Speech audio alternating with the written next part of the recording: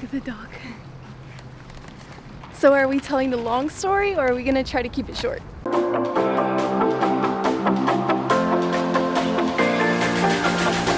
Hey guys, so you've already seen the title. This is a video we are very excited for. 3 godly signs to know he or she is the one. First and foremost, before we give you the signs, we want to tell you a little bit of our story.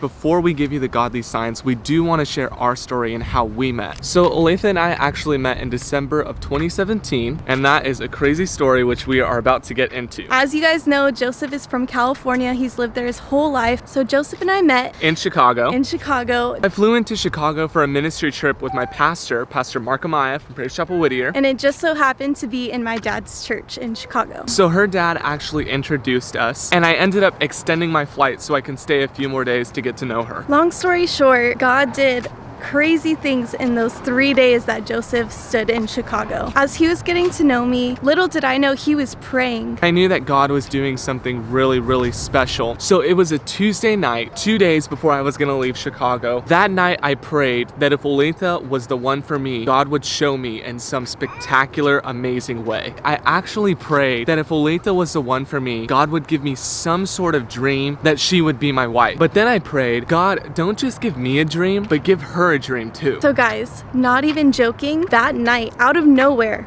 I had a dream that it was my wedding day. I was in a beautiful gown and I was getting married. Later that night, me, Joseph, and my sister were all hanging out, getting to know each other. And my sister ends up asking us, oh, what did you dream about last night? Just trying to start up a conversation. And wow, I think I turned red. Like, I was so embarrassed. I didn't want to tell him that I had a dream it was my wedding night. But automatically, when she didn't want to answer the question, my heart dropped. I had so many butterflies because I thought, oh my goodness, could what I have prayed really come true? So I ended up fessing up and telling Olathe exactly what I was praying for the night before. And when he told me that, my heart stopped. I couldn't believe it. I just couldn't believe that God would do something that big to show Joseph that I was the one. So exactly what I prayed for is exactly what came to pass. And that wasn't the only confirmation. So this may sound cheesy, but I'm a journal writer. And 2 years before meeting Joseph, I had written in my journal, God, give me a man with the heart of David and the faithfulness of Joseph. And if you guys don't know, my name is Joseph